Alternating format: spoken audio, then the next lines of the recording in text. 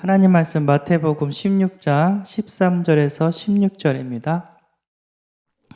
마태복음 16장 13절에서 16절 합독하겠습니다. 예수께서 빌립보 가이사랴 지방에 이르러 제자들에게 물어 이르시되 사람들이 인자를 누구라 하느냐? 이르되 더러는 세례 요한, 더러는 엘리야, 어떤 이는 예레미야나 선지자 중에 하나라 하나이다. 이르시되 너희는 나를 누구랴 하느냐? 시몬 베드로가 대답하여 이르되 주는 그리스도시요 살아계신 하나님의 아들이시니이다. 아멘.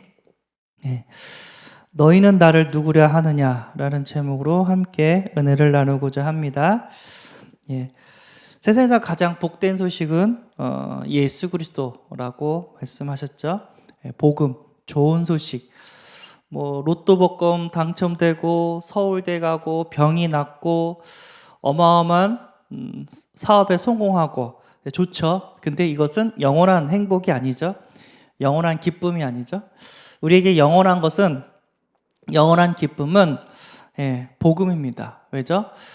하나님을 만날 수 있는 유일한 방법이 복음밖에 없기 때문에 세상의 모든 문제가 어디서 시작했냐면 하나님을 떠나서 시작되었습니다. 하나님을 떠난 배경에는 사단이 있었고 인간의 불순종하는 죄가 있었습니다. 예수 그리스도께서 십자가에서 죽으시고 부활하심으로써 우리의 죄를 용서하셨고 사단의 권세를 깨뜨리셨고 하나님 만나는 길을 열어주셨습니다. 그래서 이거보다 더 큰 복은 없습니다. 모든 문제는 하나님을 떠나서 시작되었는데 예수님을 통해서 하나님을 만나는 길이 열렸기 때문에 이거보다 더 큰 복은 없는 줄 믿습니다. 아무것도 없지만 하나님이 나와 함께한다. 그러면 그 사람은 모든 것을 소유한 자였다고 분명히 말씀을 주셨습니다. 고린도후서 6장에 보면 뭐라고 하냐면요. 가난한 자 같으나 많은 사람을 부요하게 하고 아무것도 없는 자 같으나 모든 것을 가진 자로다 라고 얘기를 합니다. 아니 보니까 진짜 가난한데 많은 사람을 부요하게 하고 아무것도 없는데 왜 모든 것을 가진 자라고 얘기를 할까? 보기로는 그렇죠. 가난하고 아무것도 없는 것처럼 보이죠. 그런데 이 모든 만물을 통치하고 소유하신 하나님 아버지가 그 사람과 함께 있는다는 거예요. 그러니까 하나님 아버지가 이 모양 저 모양 지키시고 보호하시고 인도하시고 축복하신다는 겁니다. 그러면 끝났죠. 나는 아무것도 없지만 영적인 부모님이 나를 돌봐주고 계신 줄 믿습니다. 그러니까 이게 육안으로는 안 보이지만 영안이 열린 사람은 이게 보이게 되고 그의 삶을 통해서 진짜 하나님 살아계신 많은 증거들이 나타나게 됩니다. 7명의 렘넌트가 그랬던 것처럼 우리 교회에 많은 사람들이 그랬던 것처럼 하나님이 지키시고 보호하십니다. 반대로 많은 것을 소유했는데도 하나님을 만나지 못하면 결국은 지옥 가는 인생이고 또 그 성공은 얼마 가지 못합니다. 우리가 불신자의 성공을 보고 악인들의 성공을 보고 부러워할 필요가 없게 되는 줄 믿습니다. 자, 근데 예수님께서 물어봐요. 사람들이 인자를 누구라 하느냐? 그때 더러는 세례 요한, 더러는 엘리야, 어떤 이는 예레미야, 선지자 중에 하나이다. 네 종류로 이렇게 대답을 했습니다. 세례 요한은 우리가 다 알다시피 왕이 잘못을 했어요.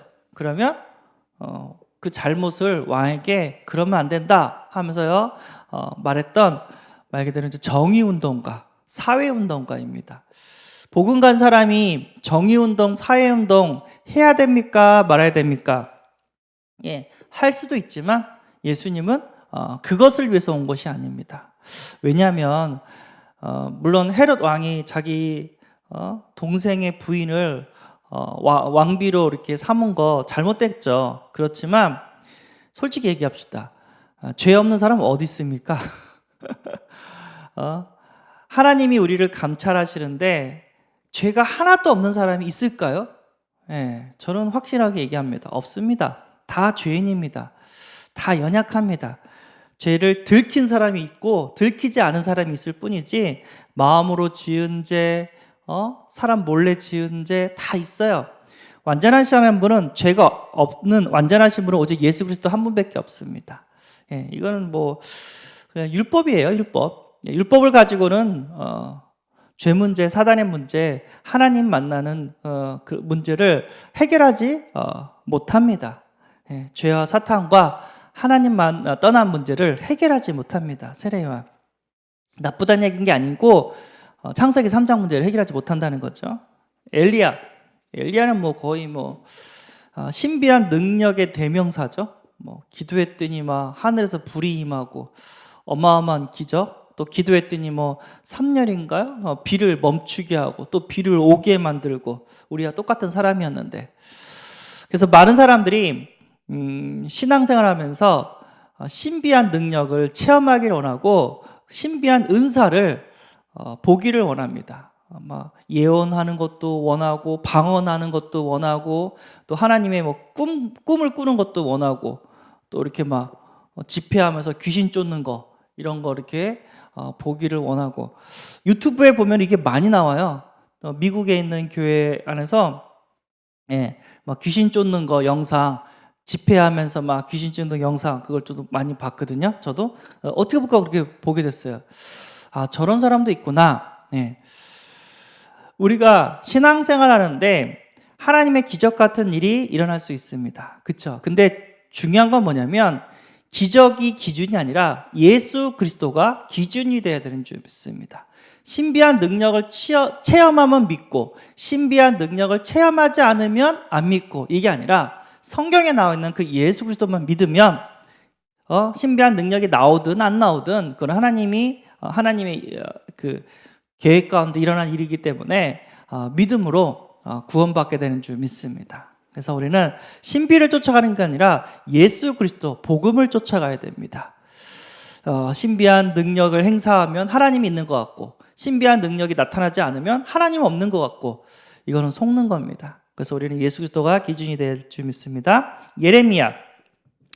예레미야는 알다시피 이제 눈물의 선지자, 이스라엘의 성전이 불탔다고 그 얘기 듣고 눈물 흘리고 이스라엘 사람들을 불쌍히 여겨달라고 기도하는 그런 눈물의 선지자라고 얘기하죠. 그래서 박애, 불우한 이웃을 도와야 된다, 또 이렇게 구제, 선행, 이런 스타일의 사람들이 예레미야의 신앙을 갖고 있는 사람입니다. 그래서 힘든 사람들을 그냥 놔두면 안 된다. 어르신들 공원 가가지고 이렇게 밥을 나눠줘야 된다 하면서 밥을 퍼주고, 또 이제 어려운 사람들, 불우한 이웃을 도와야 된다 하면서 불우한 이웃을 돕는 일을 합니다. 천주교에서 이런 걸 잘하는 걸로 알고 있는데, 그렇죠? 그리고 우리 기독교 안에서도 공원 같은 데 가가지고 밥을 파줘요. 자, 좋은 일입니다. 밥을 준다는 것은, 굶주린 사람에게 밥을 준다는 것은 나쁜 일 절대 아닙니다. 근데요, 이거는 천주교도 할 수 있고요, 불교도 할 수 있고요, 국가 복지 정책으로도 할 수 있습니다. 그러니까 예수 안 믿는 사람도 이걸 할 수 있다는 거예요. 모슬림 신자도 할 수 있고 유대인들도 이걸 할 수 있다니까요. 그 나라들이 힘들면 예수님께서 굶주린 우리를 위해서 오신 게 아니라 하나님 떠난 우리를 구원코자 이 땅에 오신 줄 믿습니다.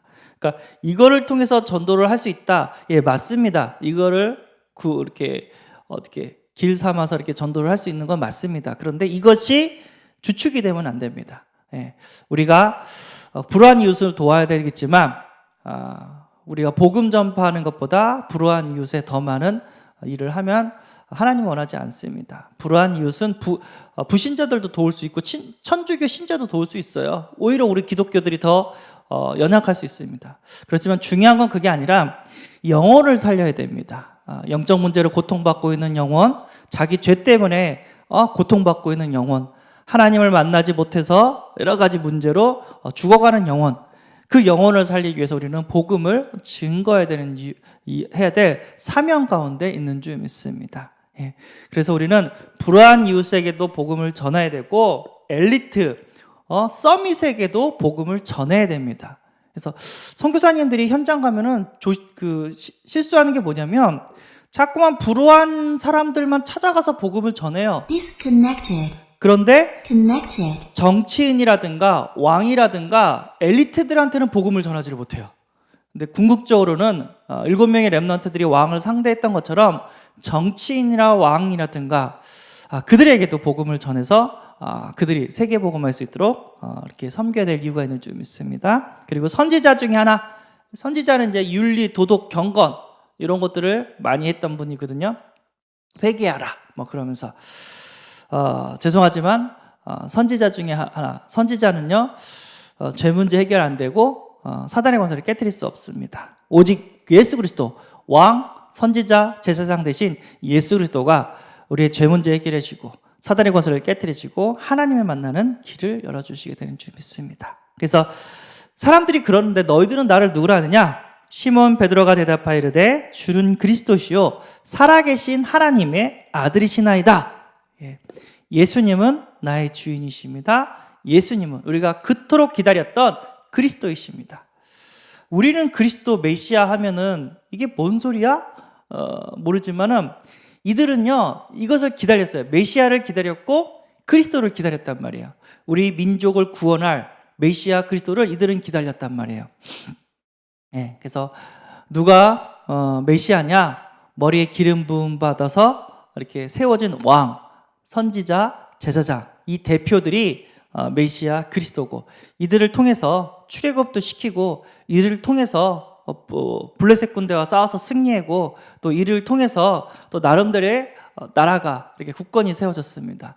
그 정도 수준이 아니라 완전 사단의 권세를 깨뜨리고 완전 우리의 모든 죄를 사하시고 그리고 완전 하나님 만나는 길을 열으신 예수 그리스도 이 메시아가 우리에게 답이 되는 줄 믿습니다. 그래서 우리가 그토록 기다렸던 메시아입니다. 하나님의 아들이십니다. 이 고백이 진짜 베드로의 인생 최고의 고백이 된 줄 믿습니다. 그 위에 예수님께서 교회를 세우셨습니다. 그 고백 위에 교회를 세우셨습니다. 얼마나 기뻐했든지 음부의 권세가 이기지 못하고 천국 열쇠까지 우리에게 주셨습니다. 그 예수님이 나의 주인이 되어야 돼요. 그 예수님이 나의 구원자 그리스도가 되어야 됩니다. 그때부터 내 인생이 완전 바뀝니다. 왜죠? 하나님이 나와 함께 하시기 때문에 그분이 나를 인도하시고 그분이 나를 보호하시고 그분이 나를 천국까지 이렇게 가이드해 주시는 줄 믿습니다. 이 사실을 믿고 어떠한 문제와 사건 속에서도 복음만 누리면 돼요. 하나님 나와 함께 하신다. 괜찮다. 이렇게 많은 사람들이 그래요. 부정, 부패 막 이렇게 교회 안에 안 좋은 부정, 부패 이걸 막 까발리면서 교회는 안 좋다 막 얘기를 해요. 그 사람 누구예요? 그 사람은 저 세례 요한 같은 사람입니다. 세례 요한 나쁘지 않습니다. 필요합니다. 그러나 그것으로 죄 문제 해결되지 않고 사단의 권세 이길 수 없고 하나님을 만날 수가 없어요. 그래서 우리는 뭐를 해야 되냐?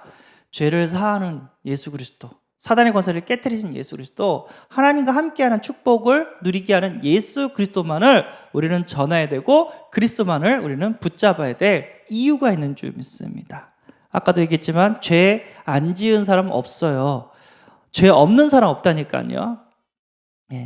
왜 교회 안은 자꾸만 이상한 사람들이 많냐? 나쁜 사람들이 많냐? 이유는 간단합니다. 그 죄 많은 인간들이 죄 사함을 받고 하나님 자녀 되고 싶어서 온 거예요. 그분들이 시간이 지나면서 복음의 뿌리 내려지고 성령의 감화 감동으로 변화되는 거예요. 언제까지? 죽을 때까지 성화되는 과정입니다. 그런데 그 과정을 알지 못하고 정죄하고 비판하고 교회를 깨버려요. 그러면 어떻게 합니까? 그 연약한 성도들 다 신앙 끊어주고 불신자 상태에서 고통받게 되는데 우리는 이해를 해야 됩니다. 교회는 천국이 돼야 됩니다. 계속해서 그래서 복음만 선포해야 돼요. 윤리, 경건, 여러 가지 박애 이런 거 선포하면은 그 사람들의 죄 문제 해결되지 않고 죄짓게 하는 사탄의 권세를 깨지를 못하고 하나님의 축복을 받지 못합니다. 왜 사람들이 거짓말하고 사기를 칩니까? 거짓말하고 사기치게 유혹하는 마귀가 있고요. 하나님이 나를 축복하는데 하나님을 믿지 못해가지고 그 축복을 못 받는 이유도 있어요. 그러면 어떻게 해야 되죠? 사기치지 마라. 그 얘기보다 하나님은 너와 함께 하신다. 네가 언약 붙잡고 하나님 바라볼 때 하나님은 너에게 이삭처럼 100배의 축복을 주신다. 그러면 끝나잖아요. 그 사람이 왜 사기를 치고 거짓말을 하고 이렇게 횡령을 합니까? 우리는 그 죄를 보는 게 아니라 그 사람의 근본을 봐야 돼요. 아, 이 사람이 사단한테 속고 있구나. 아, 이 사람이 하나님의 축복을 받지 못하고 있구나. 그래서 우리는 뭐를 전해야 되죠? 근본 문제를 해결하신 예수 그리스도 복음을 전해야 돼요. 그런데 부정부패 얘기하면서 뭐 다락방 떠나야 된다 막 얘기를 해요. 그래, 다락방 떠나가면 어디에 답이 있습니까? 우리 다락방은 오직 예수 그리스도 복음만 전하는 단체인데 그런 거 갖고 시험 들고 막 핏대 올리는 사람들 보면은요 불쌍해요. 복음밖에 답이 없는데 다 죄인인데 그 죄인이 하나님 앞에 죄 사함 받고 사단의 손을 깨트리고 하나님의 축복을 받으려고 모인 곳이 교회인데 그거를 깨트리나 많은 생각을 합니다. 그래서 우리는 다른 것 전하면 안 돼요. 오직 그리스도 복음만을 전해야 되고 그 그리스도만을 쫓아가야 되는 이유가 있는 줄 믿습니다. 이때 하나님께서는 이 모양 저 모양으로 우리를 용서하시고 사단의 권세를 막아주시고 또 하늘과 땅에 축복을 더해 주실 줄 믿습니다. 날마다 그리스도 고백하고 어떤 문제 속에서도 하나님만 바라보고 사람 바라보지 않고 오늘도 하나님의 사람으로 축복된 삶을 전도자의 삶을 꼭 누리는 은혜가 있기를 바랍니다. 기도하겠습니다. 하나님, 우리가 신앙생활을 하지만 예레미야처럼 엘리야처럼 세례 요한처럼 선지자 중에 하나처럼 신앙생활을 하고 있는 사람들이 많습니다. 오직 예수 그리스도가 되어지게 하여 주옵소서. 우리가 가지고 있는 부신앙이 무너지게 하시고 죄와 사탄의 권세가 무너지게 하시고 하나님과 함께하는 축복을 누리게 하여 주옵소서. 날마다 복음의 사람으로 변화되게 하시고 그 복음이 너무 기뻐서 복음을 전하는 전도자의 삶이 사라지게 하여 주옵소서. 우리 주 예수 그리스도의 이름으로 기도드리옵나이다. 아멘. 하늘에 계신 우리 아버지여, 이름이 거룩히 여김을 받으시오며 나라의 임하옵시며 뜻이 하늘에서 이룬 것 같이 땅에서도 이루어지이다. 오늘날 우리에게 일용할 양식을 주옵시고 우리가 우리에게 죄진 자를 사하준 것 같이 우리 죄를 사하여 주옵시고 우리를 시험에 들게 하지 마옵시고 다만 악에서 구하옵소서. 대개 나라와 권세와 영광이 아버지께 영원히 쌓옵나이다. 아멘.